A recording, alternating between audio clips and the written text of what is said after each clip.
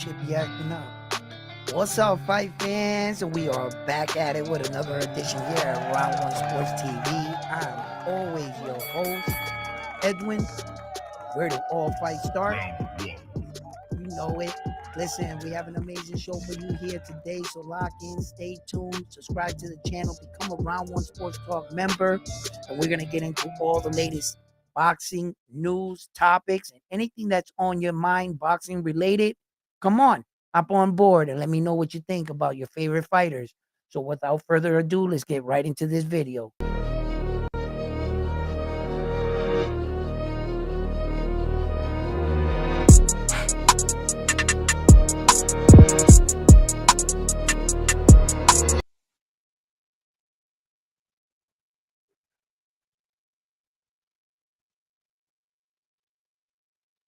What's up, frontline in the building, front and center, Corillo in the building. What's up, frontline? Let me know that you can hear me loud and clear. Hopefully Armando gets this notification, Bam Bam Boogie, and they join us. We have a lot to talk about. We have this Naoya in a way situation with MJ. I really want to touch on this um and talk about let me know what you guys are thinking. There was a lot of speculation that Naoya in a way was allegedly ducking Agmedalia, and that now that Agmedalia is getting the fight, remember he took the step aside money to allow Naoya in a way to fight Roman Cardenas, right? So in that sense, he was on deck. He was on deck, and like the boxing world not acknowledging Naoya in a way for his greatness and for the things that he's doing in the world of boxing today. Um, Sometimes I can't wrap my mind around it, and I think it's truly in part that he's just in these lower weight divisions, and that's really all. You know, um, I do that. Like, I think it's due in part to that. That's it, basically, because when they look at him, he's not a big man by stature. So other guys looking at him, they could be less skilled, but they're just, you know, it's that kind of like mentality where the strong survive or the bigger guy is just going to end up beating the greater skilled little guy. The bigger guy is going to end up beating him. And I think that that's why they hold Usyk in such high regards, because I really can't understand what is the whole glamour behind Usyk doing something so spectacular that deems him worthy to that number one pound for pound ranking. Moving up two weight divisions from cruiser to heavyweight, that's not that impressive when you're thinking about a fighter like Naoya Inoue that has moved up five weight divisions. Now, that's the definition of pound for pound then. Five weight divisions to your two. And what you did that was so special and so unique in the heavyweight division and the cruiserweight, Naoya Inoue matched that. So I don't see where, it used to be. It used to be. See, the pound for pound status is a status that is awarded to a fighter that shows that he's above all fighters. And when they did this, they did it with them in mind that it would give eyes to the rest of the divisions so that people paid attention to the greatest fighter and they were promoting them as the greatest, right? Typically, heavyweight champions were not put on the list back in the day because they had the most prestigious belt. They didn't need help. Everybody came out to see the heavyweight champion of the world. What needed help were the rest of the divisions. Soon boxing caught fire, in the 1930s, 40s, 50s. That's when boxing really started to make its way. Divisions started to be more, and more rules and structures were implemented in belts. So as the evolve of boxing, so do sometimes the standards. And unfortunately, in today's era where popularity can get you up a few notches, that seems what to be going on right now in this situation. Have we gotten to an era in boxing that we no longer value the person's skills? We no longer see them as a whole. At what where do you look at Usyk and you're so overwhelmingly impressed by his performance as a heavyweight, you say, "I've never seen that before in my life." Have you ever said that about Usyk? Man, I've seen some amazing heavyweights from Larry Holm to Mike Tyson to Evander Holyfield to Lennox Lewis to some serious head Riddick Bowe. Like I've seen some serious heavyweights, and he's not. I got to be honest, he's not doing anything I've never seen a heavyweight champion do before or move like. No, but I tell you what, when I watch Naoya Inoue, I'm impressed every fight. Every fight I see something new, something different. I even saw in his last fights, he had to handle adversity. He got dropped in the Luis Pantera, then he knocked out Yi Young Kim, then he gets dropped again against Roman Cardenas. And I'm gonna tell you right now, I saw him get up off that floor and not lose 10 seconds in that fight. From the moment he got dropped in those fights, and that speaks to his caliber of fighter. Just because you're dropped in a fight shouldn't take away from you because Usyk wasn't dropped in a fight. Okay, Usyk wasn't dropped in a fight, well then that means that he's just wiping down his opponents and really no one there to challenge him. When they keep saying that Naoya Inoue isn't fighting anybody, why is it that he got dropped in 2 fights? Because apparently the people that he's fighting are strong punchers, tough guys, real competition. And then what did he do to him? He picked them apart. His activity, 4 fights a year to your 1 fight a year, that alone. So I don't know what ESPN is doing. I think that ESPN is, siding with Usyk because of Turkey or whatever. I don't know what the hell's going on. Because obviously Turkey's paying Usyk out of the wazoo. So he must be the best fighter because he makes the most money, right?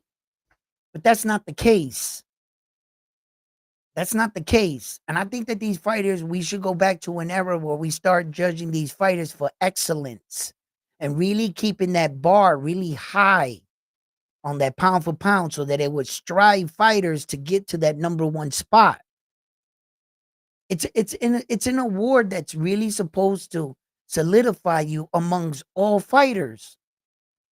It's a very prestigious honor, but just like the Ringside Magazine in recent years, the last 10, 15 years, the Ringside Magazine belt is a joke. It was a joke. It was a popularity contest. Whoever like sold the most or they were like the Ringside Magazine is so corrupt, right? It was supposed to be a belt where the number 1 and the number 2 guy fight to see who's the best, and then they fight the alphabet champion, right? So it's kind of like an award for the people's champion. The Ringside, it takes on many names, the Ringside Magazine belt and how people view it. But if that belt isn't in fair competition for everybody to win it, then it's not like the Ringside Magazine has a ranking system. Well, so you use the alphabet ranking system to determine who fights for your belt? That's where your ranking system lies? Well, then you don't have a ranking system. That's their ranking system. They could forge anyone like George Camboza to come up to 140 pounds to fight Richard Hitchison, and no sooner that he loses, he's not even in the ranking in 140. So if these alphabet belts are in question, they're in question.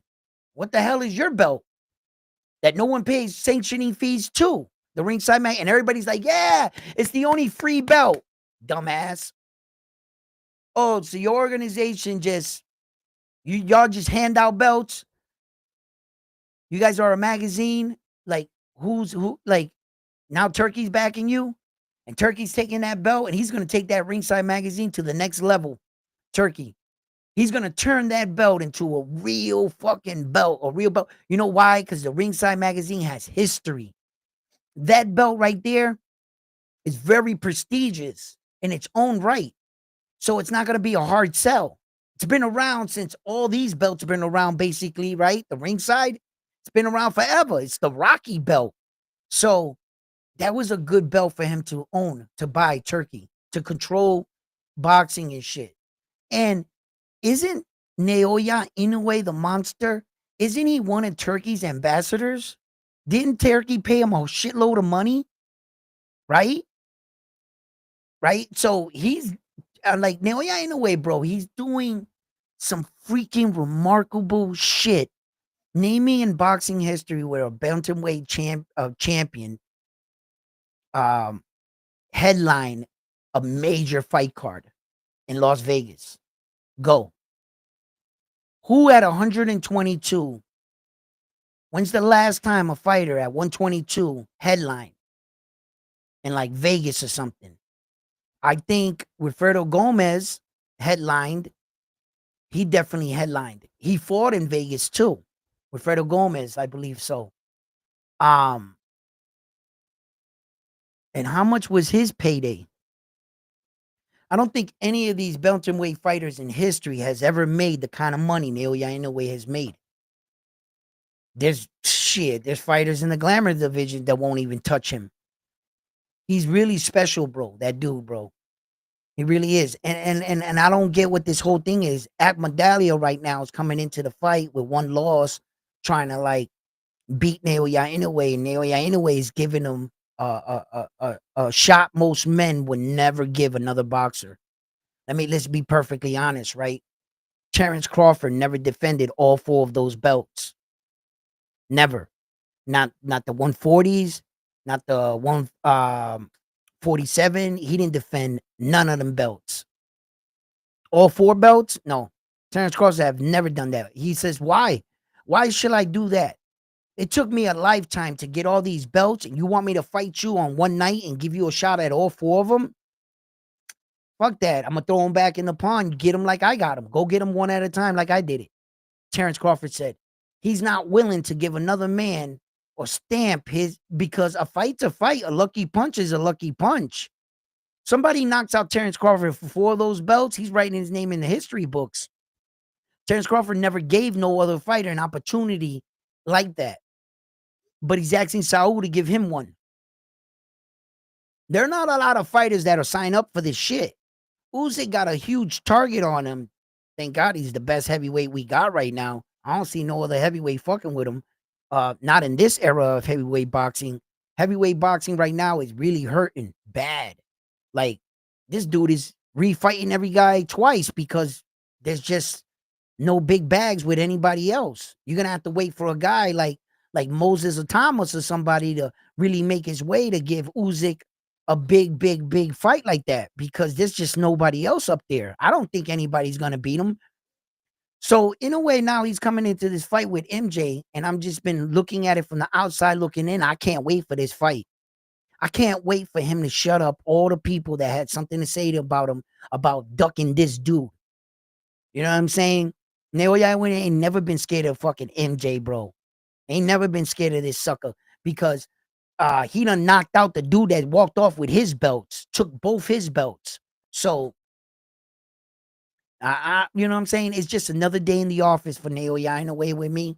I'm not even nervous or scared in this fight. I believe in my fighter. I think even if he was to get dropped or whatever in this fight or hurt, I think he'll recover well. Naoya in a way has shown he has a beard, a chin. Bro, I think anybody else, any other bantamweight champion that would have fought Naoya, Luis Pantera Nari, any other man in the world, I think would have got hit with that punch, would have got knocked out.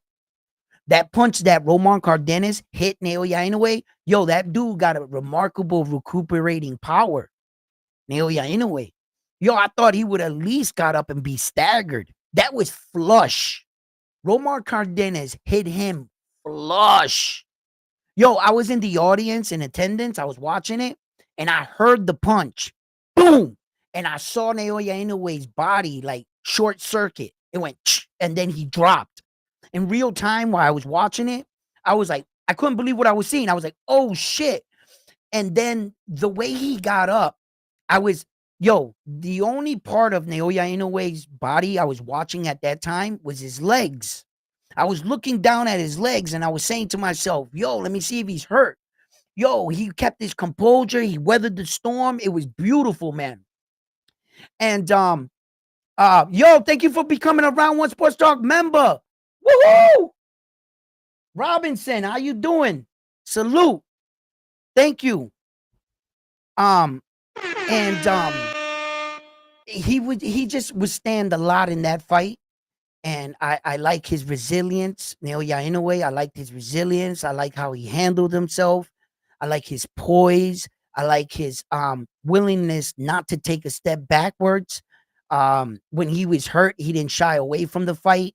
He actually took it to Luis Pantera Nari, dropping him multiple times in the fight and brutally knocking him out in the end of the fight. It was remarkable. I think that Naoya Inoue is a very, very special fighter.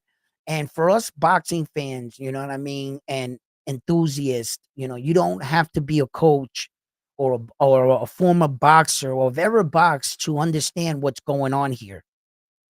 You know what you're looking at. You know exactly what you're looking at. And every time they told you this Japanese dude was a hype job and that his hand wraps and this, that, and the third, he's answered and silenced all the critics. You know, that moment in Japan with Stephen Kubo Fulton, I will never stop talking about that because you don't understand what occurred in Japan on that day. When Stephen Kubo Fulton's coach came out and publicly tried to shame Japanese hero in Naoya Inoue that they were in the post-fight and said his hand wraps because they put tape first on skin. And they were claiming that to be illegal because in some countries, United States, you can't do that. So they were saying he was making like a cast-like substance on his hands, not on his knuckles, but on his wrist, so that his wrist doesn't bend. Okay. Now, the reason why that moment is so important to me is because Stephen Kubo Fulton had already signed the contract. Naoya Inoue had a 30-day hiccup. Remember, he had got injured. And leading into the fight, they had asked Stephen Kubo Fulton and his team to wait 30 more days. Remember that? Okay. So they knew Naoya Inoue suffered an injury, but they weren't sure where, so they thought it was his hand. By making the complaint of the tape, they thought they could push Naoya Inoue into a corner. But aha, wait a minute. He's not breaking any rules. Under Japanese boxing rules and Japanese Boxing Association, you are allowed to do so. And when Stephen Kubo Fulton signed that contract, he signed it under those rules. So the person that was wrong here was Stephen Kubo Fulton and his coach. You have to understand that Naoya Inoue was not breaking any rules or anything you weren't aware of. Before you signed the contract for all that money, they told you what it was, what the rules were, what you were signing up for. Then you get out there the day before the fight and accuse him of putting tape on his hands to a fight that you and your team said yes to. So legally, Naoya Inoue was in his right to say, Stephen Kubo Fulton, that's right. I don't got to do anything you say because everything that I'm doing is within the rule structure and is the rules of Japanese boxing. I don't got to do anything you say. What are you going to do? You're going to pull out the fight? All the millions of dollars tomorrow? You flight home? How y'all doing? So even if Naoya Inoue was to call his bluff and say, yo, check this out. Fight schedule, it's going on like this. We're going by the rules. There was nothing Stephen Kubo Fulton could do. Absolutely nothing. Not legal-wise, not because Naoya Inoue never broke any rules. You know what this dude does? Naoya, you see him back here. There he is. You know what he does? Real class act dude, bro. I'll never forget this moment in my life. He told Steven Scooter's coaching them to come into the locker room and show him how he would like them to wrap his hands. He said, show me. Naoya Inoue's team wrapped his hand in front of Scooter's coach with the gauze first, and he agreed to wrap his hands the way they wanted. And he went out there and did that. It was brilliant. Yo, he shut them up. Naoya Inoue said, man, I don't hit this hard because of tape. I'm not this great of a fighter because I wrap my hands a certain way or I use winning boxing gloves. Actually, the winning boxing gloves is to help you because I hit too hard. They got extra pad. So it's actually helping you. Ex nonito donaire. When he requested to switch the gloves and use horsehair raised gloves, what a mistake. What a mistake that was. All right. He might have not calculated. He might have calculated he could punch hard, but he might have not have calculated what he can do with it with horsehair gloves. That was a tough situation, huh? It was brutal to watch. He brutalized that man. So, like, all I'm saying is that you can pick whoever you want. You have the right to your fighter. You have the right to support your fighter and think what you want. I don't think it. I believe it. Naoya Inoue is the best talent we have today as a whole, all around. Boxing IQ, ring generalship, speed, cat-like reflexes, footwork, you name it. He does it all exceptionally well. Exceptionally well. Some fighters only got speed. Some fighters got footwork, speed, but no power. Some fighters got, ring generalship but they just can't put their hands together well enough. A lot of fighters have similar traits that Naoya Inoue has. I've never seen a lot of fighters like Naoya Inoue. They come once every fucking generation, it seems. Like we saw the Mayweather, we saw like Sugar Ray Leonard and the Muhammad Ali era. And those fighters, although they had competitive foes, they were clearly ahead of their time. Naoya Inoue is a fighter that I considered ahead of his time. He's understanding and just doing things inside of that ring. He just had to be born with. He had this spirit of fighting, and it's there. Look, millions of us are born yearly, right? Millions of human beings, people. And I would say, I'm taking a guess. I'm not no scientist here. This is just me speculating, okay? I'm going to guess that there were 100 different versions of myself created in the same year I was born, right? There's 100 different versions because I see myself in different people all the time. And I said, that would be me if I was black. That would be me if I was white. That would be me if I was Asian. And I'm sure you've done this too before in your life. You kind of see yourself. It's like when you leave your city, you go to another city, you see the people, but you feel like you know them. They're like a version of your city, but just in different body, like in different, like what Bob would have been over here. He's Dave over here, but he's black. But he acts just, and it looks like, and you're like, right? So what I'm saying is there's 100 different versions of yourself. One of y'all got to make it. One of y'all got to make it. And one day you're going to see yourself on TV and you're going to say, that should have been me. But he made it. And you know when you're the version of your aura made it.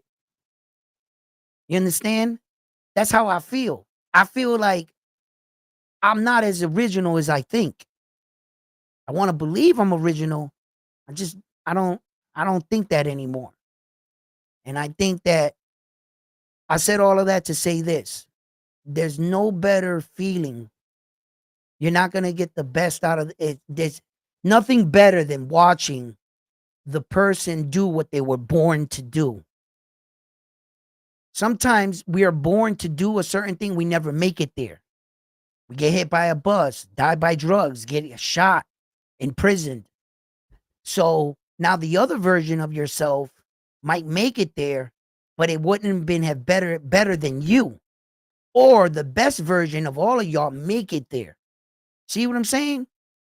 And there's just nothing greater to watch your best athlete and know right away that kid was born to do that. He was born to do this. And that's when you can see the best, I believe. I've met people that were born to do certain things, they just never get the opportunity. They either squandered it, didn't take it serious, well, for whatever reason, you know what I mean? But this dude right here, bro, he was born to fight. I can see that. I'm not blind. That shit he's doing, that shit ain't easy, man. I wish I can be as cocky or as arrogant to myself and think of myself in the light of fighting a guy, a being like, or fight like a guy like that. That shit I dream about. That shit I fantasize like in like, blah, blah, I'm gonna walk in there and I'm just gonna freaking Picasso this boom. You know what I'm saying? Like, nah, his name wasn't Picasso. His name was the Dominican fighter he knocked out in the World Series boxing with like one punch. He like turned like boop and yo, it was over. Um, I forget his name, but I wish I could do shit like that. And that's what Naoya Inoue is truly doing. He's really he's separated himself a long time ago from the rest of these fighters. They just don't want to acknowledge him. They don't, especially Americans. We know what we see. A lot of Americans love him, believe it or not. I saw a lot of American dudes cheering for him. We recognize what he is. There's just the consensus of our old champions and their old fans. They're not willing to change, and they're not willing to give up their once beloved champion to the next thing. There's always gonna be nah, he was little, there was nobody there. There's not a lot of people in his weight division. There's always gonna be those question marks, but I'm under the pretense that's not right. We should judge you for what you did. That's it. That's it. You know?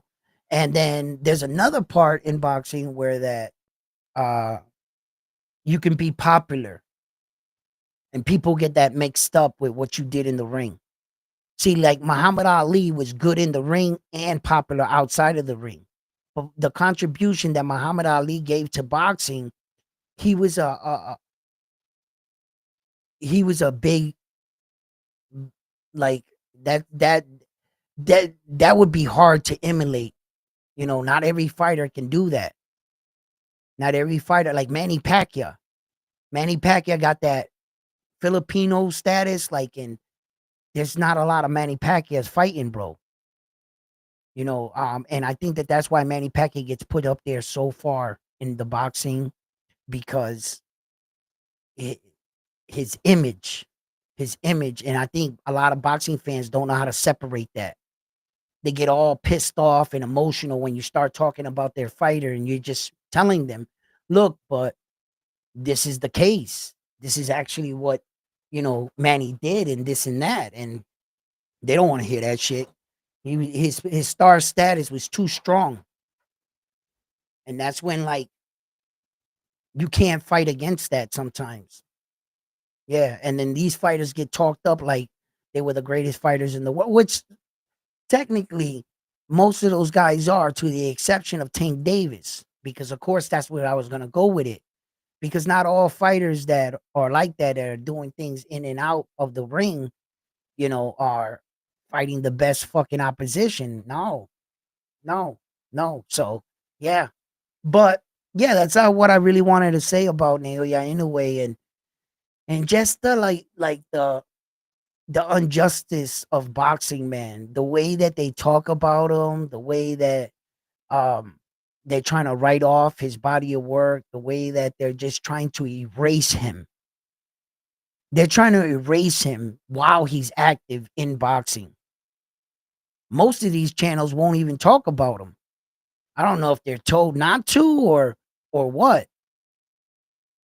They just, for whatever reason, it's just like they're truly like, and I wonder, I mean, on that side of the world, I bet they talk about him a lot, but on our side of the world, I don't see a lot of channels at all ever mentioning this guy. And when they do is when he's winning. They just want some clicks and views and shit. They're not serious about him.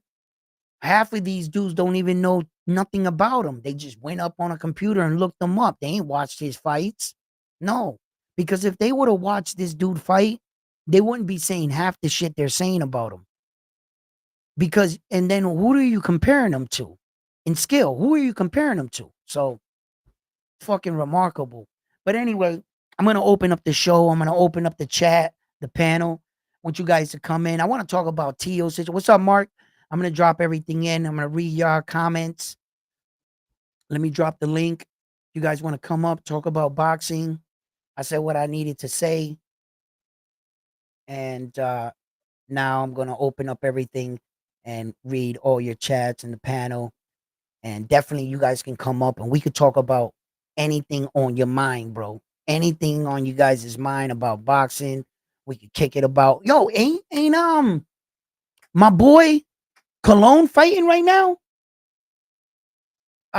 Anybody watching that little Cologne fight? I know he got it on this little streaming service. Yo, Frontline, hop up. What's up, baby? What's up, Curtis Robinson? What's up?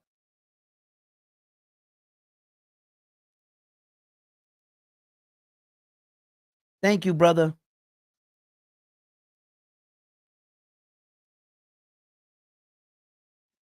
A lot of fighters wrap their hands different, but in that particular situation, the it was just Japanese rule, and that's where we have a lot of confusion in boxing, right? Where that international fights, like in different countries and different states, the boxing, whatever state you're in, well, then that boxing athletic committee looks over your fight, and you have to fight under their rules. You would have to fight under New York rules, Los Angeles rules, Texas rules, Boston's rules, and etc. And not every city has the same rules. Las Vegas, I believe, and I was just on the that it was tape. You could put tape on skin. And Frontline read it to me just the other day and it says gauze. Like I don't know if they changed it after the Mayweather era. That was interesting to know. And how they do it because it's supposed to be against the law to put tape first. Okay? Just in case, I've said this before in the past, but I'll explain it again. As a boxer, while you're taping your hands, you do not want to put tape on your knuckles. You don't want to do that. Anything you make hard on your knuckles, just like rings. If I were to punch somebody in the face with my rings on, what's going to happen? The rings are going to slap back to my knuckle and it's going to rip my knuckle. It's probably going to damage me just as much as it damaged him. So I only got one punch because of my rings. They're going to slap back against my hand.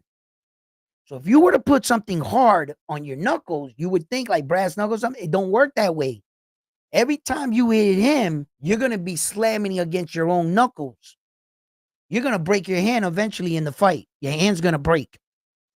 Yeah, because it's not like brass knuckles, because brass knuckles are solid steel for one, and they got 4 rings where it doesn't come back to your hand. That shit is a fucking piece of steel. That's not bending. Any material you put on your hand, it's going to slap back against your knuckle. So where the advantage comes in with the tape, it's right here. It's this part of your hand. Right here. All this from right there. You don't want to block off your thumb because I've explained this before. What's the most important finger you have? The most important finger is your pinky. That's your most important finger. Without your pinky,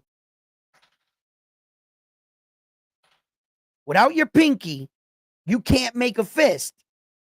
That's not solid. You're going to break your hand. Now just go like this. Now tell me. Let your pinky go. You ain't got no fist.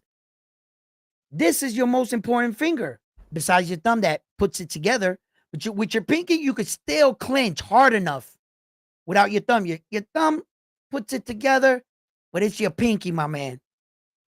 So what you're doing is you don't want to contract your thumb. You got to make your thumb free with the tape. And you're going to put the tape right here so that every time you punch, your hand doesn't bend. It's just like a fucking brick. It gives no leeway. You're just hitting them with like a bat. Boop! Just let your hand go. Boop, boop, boop. You're just smacking them. So enough tape right here will make a cast-like substance, and that's you. You can fuck somebody up like that. Yeah, that's just like taking a roll of quarters and putting it in your hand. You don't need it on the outside. You just need the weight to make your hand heavier. Yes, what you're looking for is weight. That's it. I've never hit anybody with a roll of quarters. I've just heard the phrase. I don't know if that actually works. I've never tested that theory out, to tell you the truth, right? Um, but have I ever used any different way to knock somebody out? Uh, no. The only thing I can tell you about punching, right? I've broke my hand once in my life. Once. And it was bad. It was this one. That finger is mad little. Look. See how my hand is? This was mad little. The knuckle is back here. It's back here. It's actually right there, if you can see it. It went all the way back, right? Now, is that typically when I would fight, I would punch. This a long time. I'm not a fight. I don't fight no more. Maybe I am. Hold on. We'll talk about that. Hold on, guys. So, um, the key to it is not to punch with these two. We have a tendency of throwing our hand and leading with these. We don't realize it. When you punch, you just punch like a flat surface. What your fist is supposed to look like I used to think the flatter it looked because it looked cool. Like my hand would always go to this position all the time. I know it's gonna go there. That's years of it going like this. I know exactly where and it's flat. You see? I used to think that that's how to punch until I learned this is what a punch looks like. That's what a punch looks like. You see? It's different. It's not like this. It's like this. And this is what you're supposed to lead with. Like that. And you're not supposed to look like a movie. If you keep throwing punches at a punching bag and you keep extending your arm, you're going to kill this part of your arm. You're going to feel like you played fucking 100 games of tennis. You're going to go to bed crying. That's what's going to happen. Your punches are only supposed to extend from here to here like this. And from here to here like this. Like that. You're not supposed to slap your elbow and that going like this all night. You're not going to make it. Your arms are going to be jelly. Yeah. So you got to watch that. You got like that. And the punch comes faster from this angle like this. That's why I knew Subriel Matias was going to be so effective against Paro. It's difficult to judge the punches. What is it going, the right or the left from here? But if you were here, it's you can see the punches coming. But from here, it's harder to judge. That's why I like Subriel Matias as a fighter, because I know the puzzle that he is. Maybe a lot of people don't understand it. You know, sometimes fighting is not what it seems. You dig what I'm saying? There's an art behind what they're doing. There truly is. So, yeah. What's up, guys? Also there is a talk between Xander Zayas versus. Oh yeah, I was hearing about that, right? Sebastian Fundora, in which is probably the best fight. Yeah, probably the best fight. It is unification fight.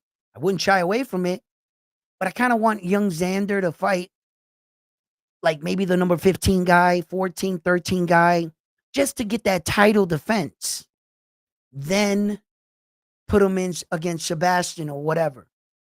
There were rumors that Xander was hinting to the possibility of already moving up. Ain't that crazy? That he was having a little bit of problem making 54. So if that's true, and his future does not lie at 154, fuck the Fundora fight. Fuck it, Xander. Go up to 160. There's nobody there, bro. And I mean that respectfully. I think Xander would be a great champion at 160, man. I really do. Yo, you guys thinking fucking around with Sebastian Fundora is easy, huh? Oh, he got knocked out before. Yeah, I saw it. Yeah, I saw it. And I'm going to tell you right now, bro, it doesn't matter, man. That motherfucker is 6'6", bro. The length, yo, that's a problem. He could basically hit you from the other side of the ring. That's a problem. And Xander could be the way better boxer, which I consider him to be the way better boxer between him and Sebastian Fundora. But if you can bypass that fucking conundrum right there, why fucking do it? I mean, great fight, unification. But you could avoid that fight. And I don't mean to use the word avoid, because Xander's not avoiding anyone. More as a business career move. Right? You got the WBO, my man. Xander, you have the WBO. You know what that means? You have the power to challenge the existing champion in the next weight division with that belt. It's the only organization that'll do that for you. That means that when you move up to 160 right now, right away you can challenge the 160-pound champion for the WBO. Right? So that's an important belt right there, right?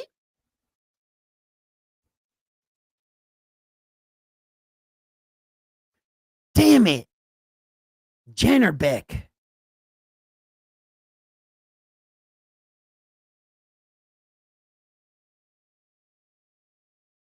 He's got 2 belts. Carlos Adames. I would have fought Lara. But I'm not sure if Lara will sign up to fight as Xander Zayas. I'm not sure. Lara's getting up there in age. Is he gonna really want to fight the young champion like that? I know he fought Danny, but Danny was past his prime and he was moving up a shitload of weight divisions. So will Xander Lara, no, I don't think he'll take the fight for the WBA. He has no obligation to him. That means that Lara would have to actually take the fight. Jesus Christ.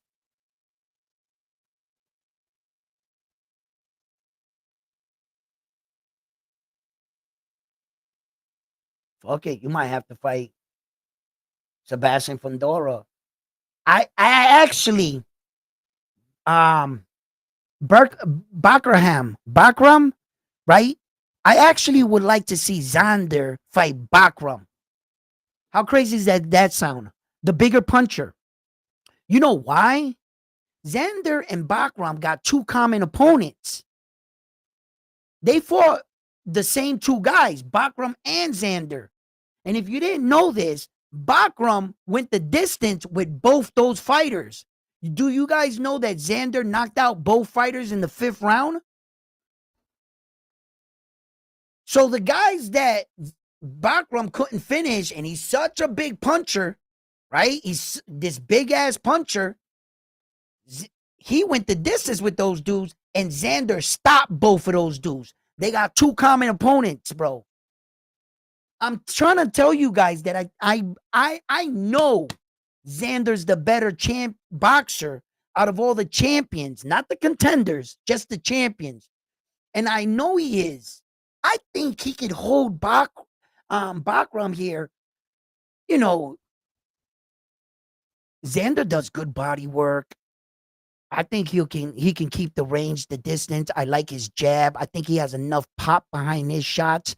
I think the misconception that a lot of people are saying that he's not a big puncher, but I beg to differ. Yo, go watch his highlights. There were a lot of occasions where he had those guys on roller skates. Well, had it been one more round or a few more seconds, those guys were out of here. And Xander's got pop, bro. He's got like hammer punchers, hammer. So whether you would you rather be knocked out by a sledgehammer or punched in the head all night with a hammer? All night getting punched in the face by a hammer or get hit once by a sledgehammer. How you want it? Xander's gonna be the hammer. And that doesn't mean that those hammer punches don't fucking hurt. Because I've seen what these guys are looking like after the fights. I've seen it. And I know Xander can hold his own, but he's not only can he hold his own, but he can box. He's a more technical boxer than Fundora. He's a better boxer than Fundora. I think he has a better style and a better fundamentally style and a better jab than Bakram, right? And there's no Terrence Crawford. So that WBA title with Terrence Crawford, they're saying whatever. He's not in the division. He doesn't count. He's fighting Saul, bro. We need to move on. He needs to take that belt and, maybe give it to Jonas. I don't know. What's right is right here. Why are these guys holding up these belts? If you're not fighting in the division, what the fuck do you still have ties to that belt? And why is your name? If I was to go up to the boxing ranking and it would say Terrence Crawford, 150, but he's not, bro. The entire world knows who you're gonna fight next. Like, and it's just like Connor Ben, right? And fucking Chris Eubank Jr. Connor Ben is done, son. He's done. Chris Eubank Jr., they're done, right? All they got is each other. It's good enough. That is good enough. They're gonna make so much fucking money, right? But as far as their career, Connor Ben just threw his career away by taking that fight again. He'll never get down to 147 again and be the same. Unless he's the first person I've ever seen alive on this planet that can do that. He stood too long. Ask Roy Jones Jr. how'd that work out for him. Ask all the fighters that have in history that ever try to go up, then come back down. How'd that work out for them? How'd that work out for them?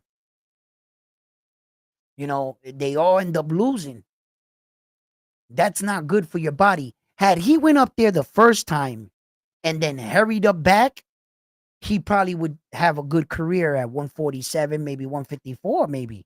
He probably could have did the 147 and lived there and fought a lot of great fights. This is going to be his second time fighting at this weight. If you're going to make a sacrifice like that, well, then it should be for a bag like that, though. I don't think Connor Ben thinks maybe he's ever going to become a world champion. That'll be sad if he never becomes a world champion and he took the money versus the titles. Okay, cool. At the end of the day, when you retire for the rest of your life, you'll explain to people how much money you made in boxing. But the one thing you will not tell them is that you're a world champion. Just keep that part out because you're not. You got a lot of money and that's cool. But every time you go to the Hall of Fame, get in line and pay your ticket. And don't let me see you cutting neither because I'll kick you out of here. All right? You're not a Hall of Famer. You're not even a world champion. You could you have enough money to buy all your friends tickets. That's awesome. Come on, buy your friends some tickets and have them read everybody else's name off the wall. Just not yours. In a sport you gave your life to. All those hours, all those months training to sell out in the end for $1? You didn't even try to get your name etched out in immortality? God rest his soul. Ali's dead. His name will live on forever. Forever. Forever. Tank Davis, in 10 years, we might not know his name. Unfortunately, he can't get in the Hall of Fame with what he got. He doesn't have enough title defenses on the 2-division world champion. Even if you want to cheat for Gervonta Tank Davis to say he's a 3-division world champion, he never defended the belt at 140. He has no title defenses. He has no title defenses at 130.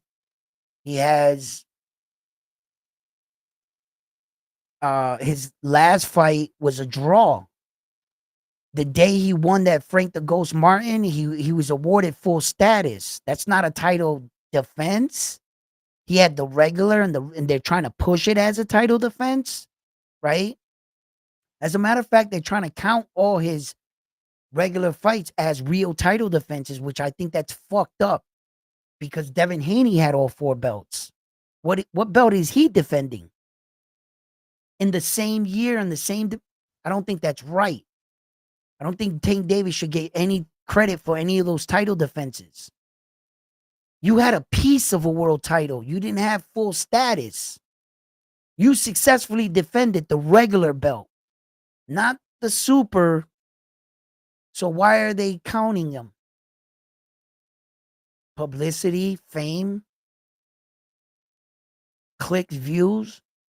But what's the truth is the truth. Just tell the truth. That was the situation. And what do you think about it? Should he be awarded fucking title defenses, Tank Davis? Should he be awarded 3-4 title defenses since he had that regular belt? Meanwhile, George Camboza had the belt at the time, and Teo had one of the belts, I think, when he beat Loma. Did Tank Davis had a regular during that time? No, I think Tank Davis was still at 130 or some shit, right? Well, he had moved up during that time. He's had that regular WBA belt for a very long time, Tank Davis. Yeah, but I don't think he should be awarded any until he fought Frank the Ghost Martin. And then his next fight after that was against Lamont Roach, and that was a draw. Tank's not going to the Hall of Fame with that. He doesn't have enough. Just because you win a belt in multiple divisions, what did you do with the belt? How many? Okay, let's talk. How many title defenses? You mean to tell me you didn't defend the title once? You didn't defend it one time. Okay, so how many belts do you have in the division? Just one. All right, so how many divisions you be 2? This man wants us to put him in the Hall of Fame for 2 belts. No title defenses. Yo, turn around and go back that way. We'll 5 years, we'll reconsider you. He's never getting in. Anyway, no, we're taking you serious. Yeah, you're Tank Davis. You sold a lot of money. He's not getting in. You know what I'm saying? But Tank, not this year. We'll come back and revisit the next year. All right, Tank. Yeah. Show up. Don't worry. He ain't getting in. I don't know who the fuck is going to vote that dude into the Hall of Fame. And the people that vote you in are your peers. News analysts, reporters, boxing promoters. Hundreds of guys fill out in a ballot. I don't know who's going to vote for him in. I just don't think he did enough. If you let him into the Hall of Fame, you might as well let Paulie Malignaggi and fucking Chris Iola, Chris Iola's Paulie Malignaggi's co-host, Chris Iola. You might as well let Chris Iola into the Hall of Fame. Just let him in now. That man, listen, you got to keep the Hall of Fame prestigious. If anybody can come in just because he had a big name or sold a lot of tickets, but really did very little when it comes to awards and accolades, you should keep the Hall of Fame hard to get in. So it would make the fighters strive to be better. Don't you think? If you just let anybody in, then the Hall of Fame is not gonna hold weight. You know what I'm saying? There's this guy that's in the Hall of Fame with you right next to your picture, and he's got like one belt. And here you are, a 4 division world champion, you could be unified, undisputed, and the guy next to you got 2 belts and 2 divisions, and his name is Tank, and he's like this. And in picture, yo, bro, he doesn't deserve to be in the same room with these men that sacrificed everything, blood, sweat, and tears. These guys stood away from their families. These guys made the big fights happen. These guys dared to be great because you were popular. I don't think that's right. I don't think that's right.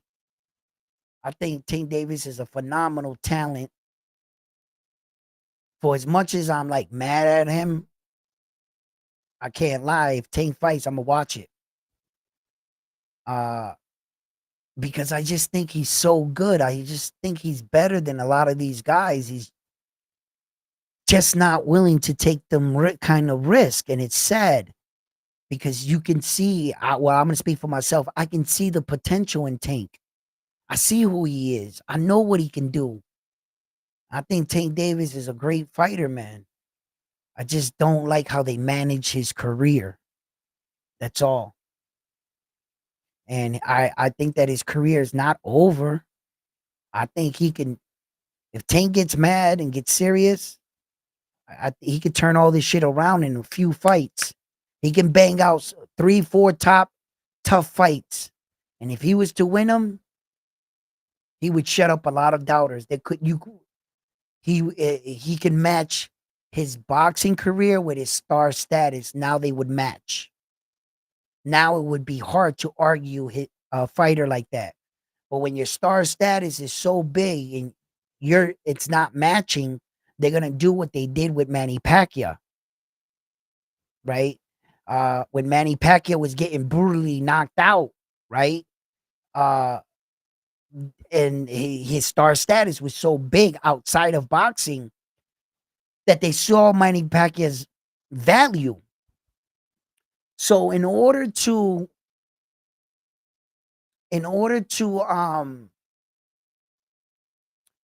make Manny Pacquiao go to that next level of star, to give the boxing world this impression that Manny Pacquiao was this like remarkable boxer.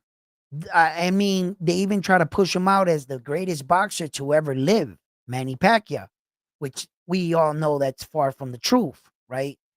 The truth is that Manny Pacquiao only has 6 divisions. He has 6 belts, 6 weight divisions. But they couldn't go along with that narrative, could they? No. Why? Because there's already a man in history that has 6 weight divisions with 6 official belts. And that's the one and only Oscar De La Hoya. Mayweather has 5 weight divisions, and Oscar De La Hoya has 6 weight divisions. So if you was to announce Manny Pacquiao 6 division world champion, and somebody was to look it up, he wasn't unique. He wasn't one of a kind. There was someone else that did that. Oscar. So what did they do? They gave him credit for 2 more weight divisions, for 2 more belts that weren't belts. They were minor belts. And they went quickly to ESPN, threw it up on the board. 8th division champion, Manny Pacquiao. And I was blown away. I've done videos on this. That was a bold-faced lie. And boxing's the only sport where you can make an outrageous lie like that and nobody would even fucking lift a finger or even question it because of the person who's telling it to you, Max Callahan on ESPN, the greatest sport network back at that time. That's where you would get all your boxing news. Whatever ESPN said, that's what it was. And if Max Callahan was on ESPN saying it, well, then no one's going to question it. He's an 8th division world champion until you go do your research. Your heart gets broken like mine. And I see how they lied to me. Wasn't Manny Pacquiao. It was just that they needed to keep up the image. His star status outside was not matching his boxing status. He was getting brutally knocked out. Bro, my man hit him. Manny wasn't even moving. He was like this. Lost 8 times. 8 times. Been knocked out 3 times in his career. Manny. He's the greatest fighter ever. A guy that lost 8 times, got knocked out 3. That's how good they dressed that up and sold it to you. That's how good they dressed it up, Manny's situation. That when he retired this June, it was basically a secret. The who's that know boxing knew about it. How many of you right now know that Manny Pacquiao just got elected into the Hall of Fame this June? How many of you guys know that? How many of you guys knew that he was up for election this June? Why do you think they kept it on the wraps? Why you think they didn't like fucking put it? Yo, he's supposed to be the greatest fighter ever. You mean to tell me in the sport of boxing, when the greatest fighter ever was about to be inducted into a Hall of Fame, you guys didn't stand on top of a fucking mountaintop to announce it? Why?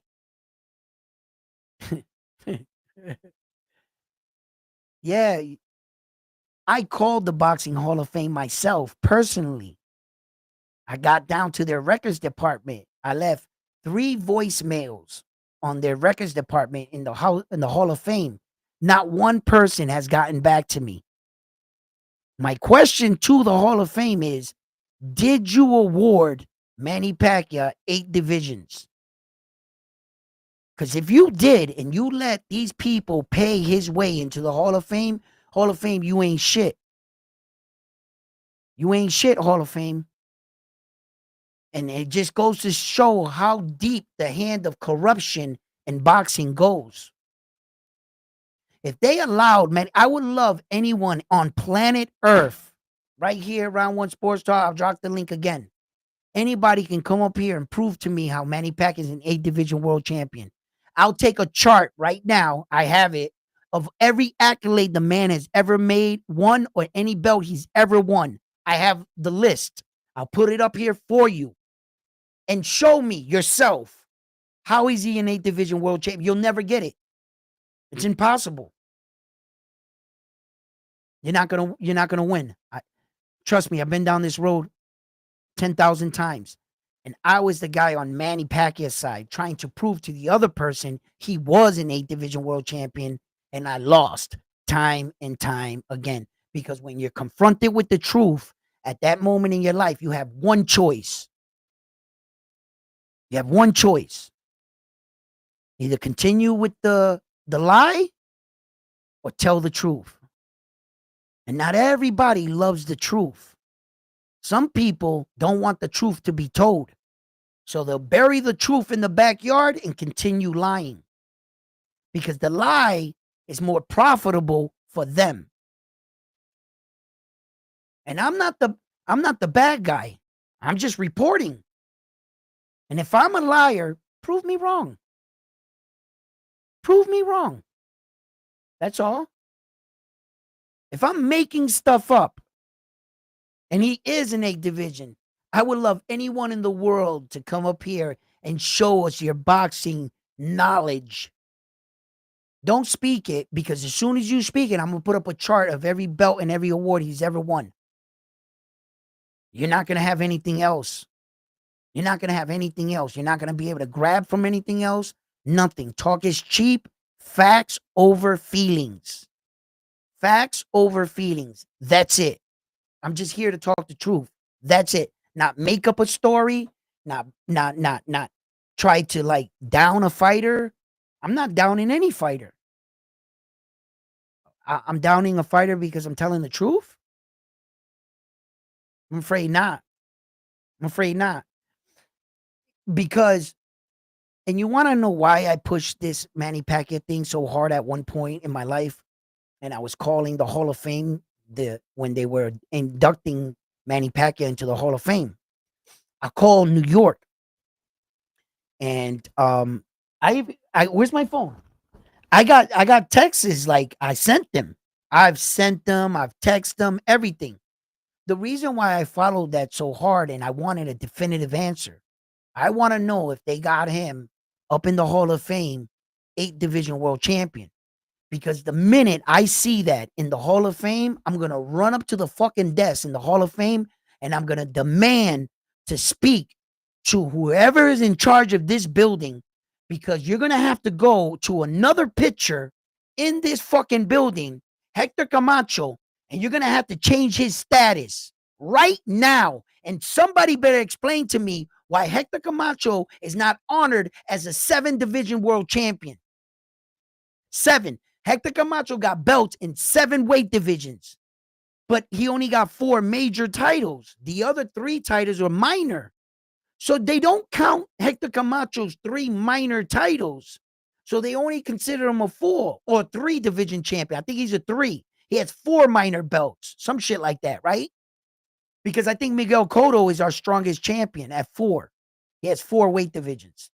So I don't think Hector Camacho, I'm going to beat him in major. But in 7 separate weight divisions, Hector Camacho has a belt. And that's why I want to know if you awarded fucking Manny Pacquiao. Because if you awarded Manny Pacquiao, well, then you need to change the record books for every other boxer in the world. You can't do it for one and not do it for the other. Explain to me how he made 8. Whatever way they did it, this is the only 2 ways they can cheat for Manny.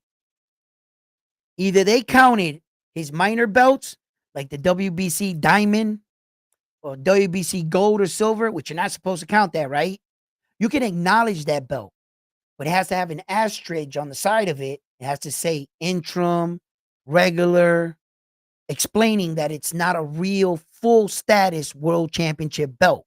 That you get credit for it, acknowledgement kind of like that, but not championship status. Understand? So the only other way that they can say that Manny Pacquiao has 8 belts, they're going to try to tell you that he won the Ringside magazine in this weight division and the lineal belt in this one. You understand? Hold up. Can anybody in the world tells me what the lineal belt looks like? Tell me what it looks like. Yeah, that's what I thought. You fake fucking ghost belt? You want me to acknowledge the Ringside magazine belt that isn't backed by anybody, and in a 4 belt era? What did I just say? 4 belt. Is it a 5 belt era or is it a 4 belt era? So what is it? When the champion is announced to the ring, they don't say Saul Canelo Alvarez, 5-time world. No, they say 4. Undisputed. How many belts do you count? 4. So where the fuck does the Ringside magazine come into play? If you don't even count it in the boxing world. You count it after the fight? Oh, but he's the Ringside magazine too as well. And Tio's walking around with this belt like that belt is really something. Prestigious? Yes. Honor? Yes. Has it fluctuated up and down and who they gave it to? Absolutely. Do you say that without the WBO, take the WBO title away from Teofimo Lopez right now. Take that away from him. If he has the Ringside magazine belt at 140, is he a world champion? Yes or no?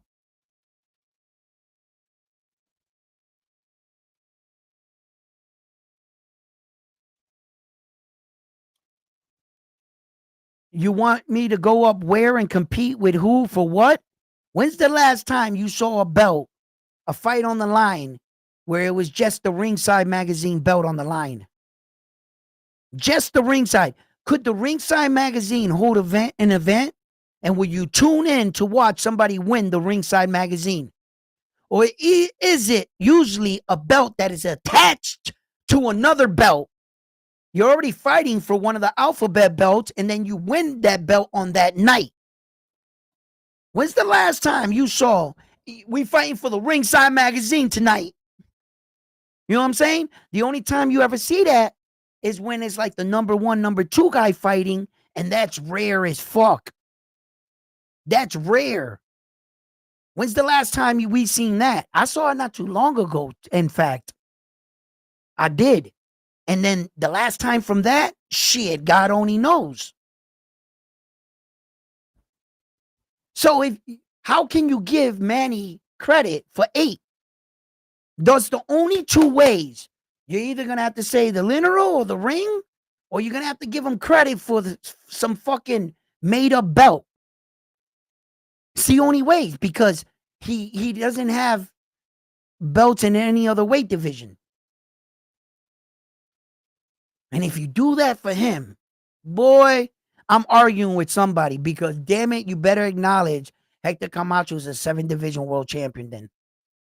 That's my guy. I will argue tooth and nail at that fucking desk. They're gonna have to kick me out of that place. They're gonna have to drag me out. You're gonna see me on the fucking news getting tasered, yelling to my fucking like, this ain't right. This ain't right. You can't show favoritism for one person. It's not right. It's what's fair is fair, bro. That's all I'm about. Just equality. Treat every fighter the same, man. Don't treat me any different. Don't do me any favors. You know, it shouldn't be like that, bro. And that pisses me off, man, because you know what I'm saying? Like, I love Hector Camacho and shit. And they don't acknowledge him for none of that shit, bro. I think he did a lot of remarkable shit, bro, that dude. There's a lot of fighters like Hector Camacho should to be rightfully deserving. And not, you know, that would be like fucking David the Monster Benavidez retiring and them saying that he's a 2-division world champion. Like what? And they're like, yeah, he had 2 belts at 168. He had the WBC and the WBA. None of them belts was real. And the only way he got his belt, he got it emailed to him. What champion did he beat to earn the status of a champion? Like,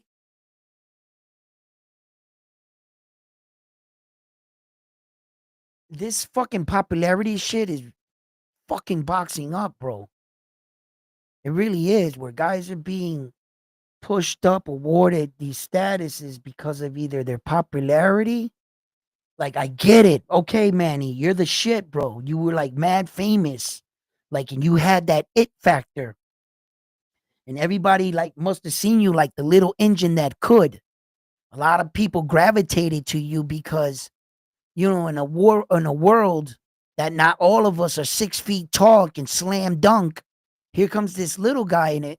Must have been an era where, you know, the Filipino country, like, they felt like they could compete with the world. And Manny gave them this aura of we can do this. And you know, the amount of Filipino fighters that started popping up after Manny, it was just that he was so big as a celebrity, as a star. They needed to keep that going. They needed to say something that was above any other boxer, bro. You know, they had to make him look like a superhuman boxer. And they went too far. They went too far. They really did. With Manny Pacquiao's story, they went too far. Because to be honest with you, when I first heard it, yo, 8-division world champion, that is some Superman video game shit right there. No human in the world can do that. In a real stat, no, there's nobody that can do that. They had to dress him up too big. Have you ever heard a lie that was too good to be true? I mean, the lie is so big. No one in the history, Floyd Mayweather is considered the greatest fighter in the world. He only got 5 weight divisions. Naoya, in a way, is one of the greatest talents I've ever seen as a whole. And he only has 4. So the best men in the world that were the greatest in the sport never even came close to an astounding feat like that. But this guy that loses 8 fights, gets knocked out twice, is a superior being. Superior. This motherfucker can come down from 108 pounds and dominate 154 when it's all said and done. What? But be chased around by Floyd for years of not taking the steroid tests and shit. That was the articles in the newspaper. I'm not making anything up. I'm not saying he was dirty. I'm not saying that he did any of this stuff. I'm just saying what was said. But all of a sudden, this freaking Manny Pacquiao dude, he's Superman. He's doing shit no human has ever been recorded doing. 8? Man, they had to dress that shit up so bad. If you knew what it was like just to win one belt in one weight division, just one belt, how hard that is. Just one weight division. Some of these guys are in their second weight division, barely touching their third. Terrence Crawford was at 3 weight divisions until he just jumped up at 154 and fought Israel Majamov. He finally made 4 weight divisions. But Manny Pacquiao is way better than Terrence Crawford. Way better than Floyd. Way better than Oscar. They had to make him so fucking big, bro. And that's what hurt so much. It hurt me. That hurt me bad because I really thought he was Superman. I thought, man, I was like, yo, he's the fucking greatest. I was like, yo, I can't. Yo, no one got 8 divisions, bro. When you got 8 divisions, I don't care how many times you lost. Y'all need to shut the fuck up. Because 8 divisions, it's like having a royal flush in poker. That's what the fuck that is. Bro, I will lay that down on anybody's feet. I don't care how many divisions you got, all 4 belts. I got 8 divisions. Shut the fuck up. Like, you can't win. They had to give that motherfucker a royal flush on some shit no human would ever do. That's almost impossible to do. You could probably enter 8 divisions and win some minor belts. I'm talking about a real world champion. You're fighting real high class competition in every weight division, and you pull that shit off. That's what I'm talking about. That did not happen. So, but yeah. A lot of these things and situations in boxing, I like to talk about all this shit. It doesn't take away from Manny Pacquiao's greatness. Nah, it doesn't. Fucking 6 divisions is still fucking remarkable. Still remarkable, bro. He tied Oscar. There's only 2 people on planet Earth that have done some shit like that. It's him and Oscar. So, like, that achievement, but the fact that he wasn't in the room by himself, I think that's what they did. You know, because that's just remarkable. That is a remarkable feat. I've just seen so many great fighters. Sugar Ray Leonard, Marvelous Hagler. I've seen Roberto Duran. I've seen so many great fighters that were just so much better and so much more superior. Not even come close to doing no crazy shit like that. And here comes Superman. You know, it was just fucking remarkable. But yeah, guys, look, man, I love talking boxing, but I only like talking facts, whether they hurt your feelings or not. You know, I'm not gonna make up anything. I'm not going with the consensus. I'm just gonna look up all my facts, and I'm gonna look up everything that and to be honest with you, you know, I've had a lot of debates with people with Manny's situation, and a lot of people do give him credit for the Ringside Magazine and the Literal and shit like that. And that's okay that you do that. I mean, if you want to, you know, keep that narrative going, then fine. I don't mean to bust your bubble. If, like I said, not everybody's gonna want the truth. Not everybody wants the truth. They'll bury the truth in their backyard and keep going along with what they were told because it's more convenient for them. The truth is not will not always set you free. That's not a line that's always true itself. And you know, uh the reason why I don't count the ringside or the literal, because the boxing world doesn't count it. If the powers that be don't acknowledge your belt, when you're being announced in the ring as a champion, if they don't say a 5 division world champion, then what the fuck is your belt? A trophy? An award? That's exactly what it is. An acknowledgement of you as a fighter and your accomplishment of fighting the toughest fights. It means that you fought the toughest fight at one point in time in your career, that ringside belt. That's an award. If that's what's in your stipulations of the way to win your belt, what you're describing is an award. So when the boxing world announces the champion in the ring, what, depending how many belts he has, they say unified world champion, WBC, WBA, and Ringside Magazine. They don't even say it in the same sentence that they're announcing the belt. They'll say, and stop, and we acknowledge his award, his trophy, which is the Ringside Magazine. So if the boxing gods view your belt as an award, that's what I view it. You can't just call it a belt whenever you want. Whenever it's convenient for your fighter, that's when you make the decision. Oh, I'm going to accept it as a belt. Uh-uh. Uh-uh.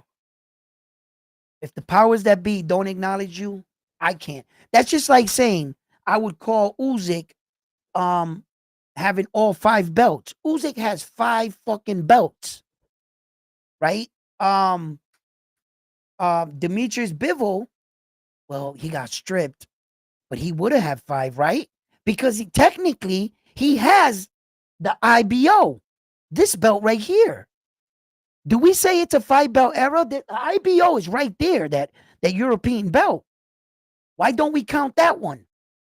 Why isn't anyone getting credit as a world champion currently right now with these IBO belts? You don't call the IBO champion a world champion. They do. They're trying to make it a belt, but it's not an official belt. And that's how that goes, my man. I'm sorry. It's they don't, do they fucking lie? They just don't tell you the 100% truth. Boxing won't, I mean, these little white lies, right? But boxing will reveal itself if you just listen. It'll reveal itself.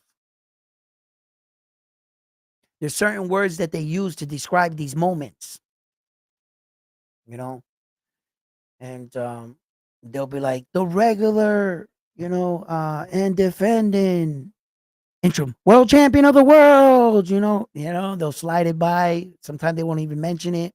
But yeah, it's just, these are tricky situations in boxing and stuff.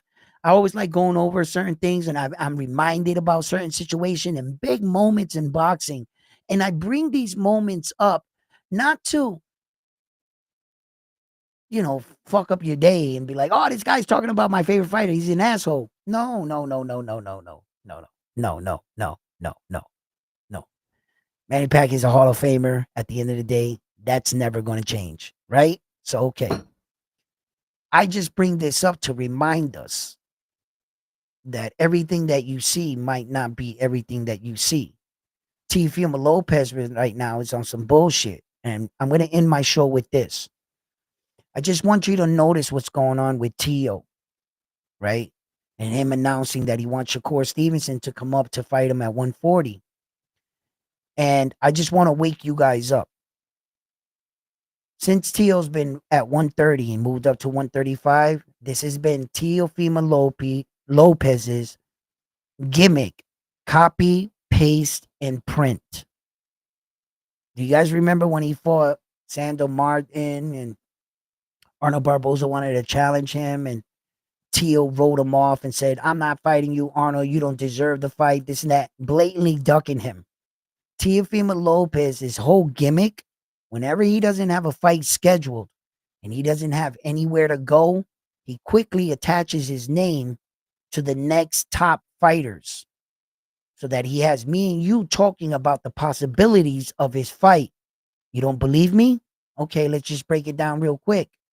In the last year alone, how many fighters has Teofimo Lopez attached his name to? Let's count. Brian Norman Jr., Terrence Crawford, um, Shakur Stevenson, Subriel Matias, uh, Richard Hitchens. He has attached his name to all these top guys with names. Have you not noticed that?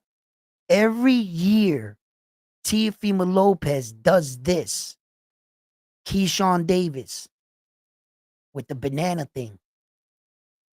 Listen, Teo does this all the time.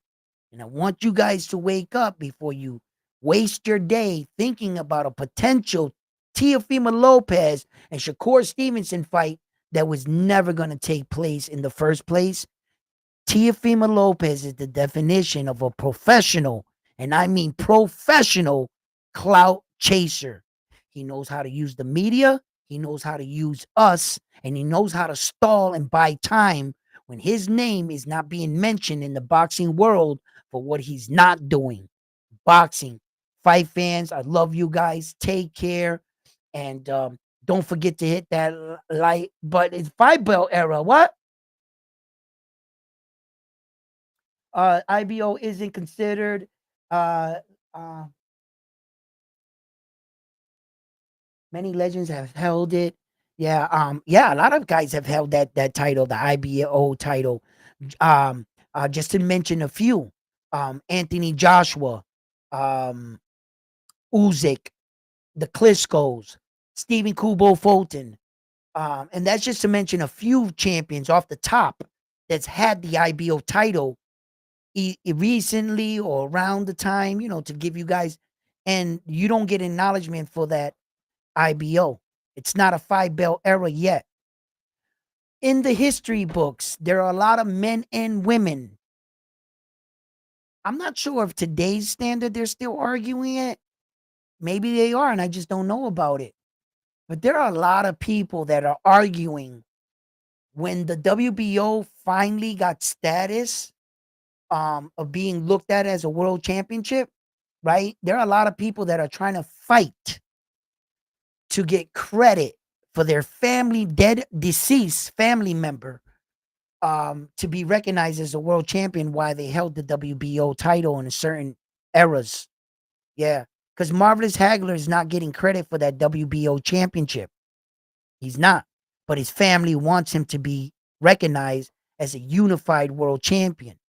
When he won the WBO, they stripped him of the other belt, which was injustice because at the time, the WBC, the IBF, and the WBA, they couldn't allow you to just bring your belt into their world stage and be put next to their belt. No, this is their ring, their organization. They built this sport of boxing.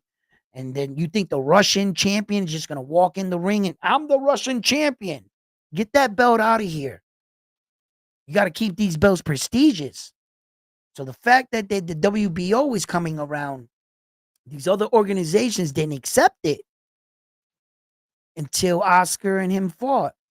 And there's a lot of family members that, because remember Mike Tyson's era, Mike Tyson did not need the WBO to be undisputed world champion. He only needed 3 belts, WBC, IBF, and WBA. That's all he had wrapped around him. Mike never owned the WBO. You didn't need that to be considered the undisputed back then. And we're not in a 5 belt era right now.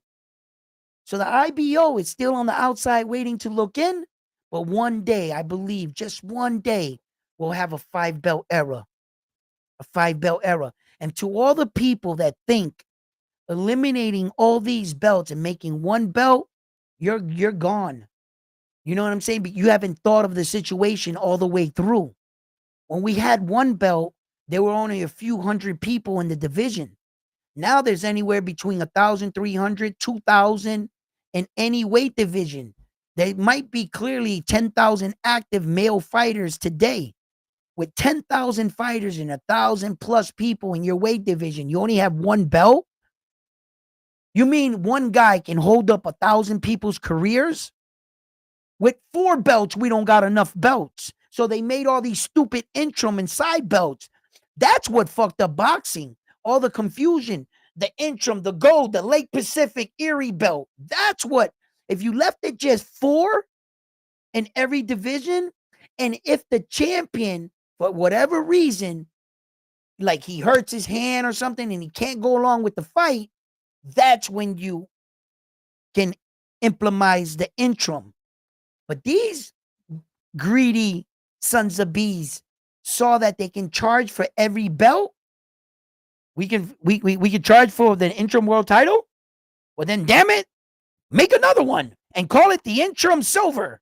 And damn it, make it another one. Make it the gold, the diamond, Lake Erie, Lake Massachusetts. I don't care what your name is. Just keep making them goddamn belts and keep getting that money. They lost their minds.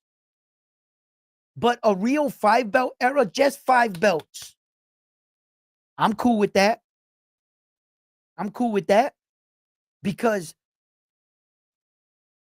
there are a lot of champions in the weight division, bro. I like the fact that Shakur Stevenson is a champion and Tank Davis is a champion in the same division. I like that shit. I like that Subiel Matias and Teofimo Lopez and Richard Hitchens are in the same division and that they're all champions. That's what make when the unification, I see a belt in that corner, I see it. Oh, this is going to get good. This is going to get good right here, right? Because those are champions fighting. Imagine if you had 1 belt or 2 belts and every year you saw 1 title fight in the division. Fuck out of here with that 1 belt shit. Boxing is way bigger than the UFC. We've evolved. You got 45 fighters in your ranking division. No wonder 1 belt works for you. You don't got no 1,300, 1,500 in 1 weight division, bro. We need 5 belts, bro. We need them. We don't need those interim, though. Them interim, do away with them shits. Just real world titles. I'm cool with that. That's my take, ladies and gentlemen. Let me know what you guys think. Leave it in the comments below. Thank you for tuning in.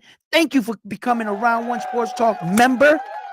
Become a Round One Sports Talk member.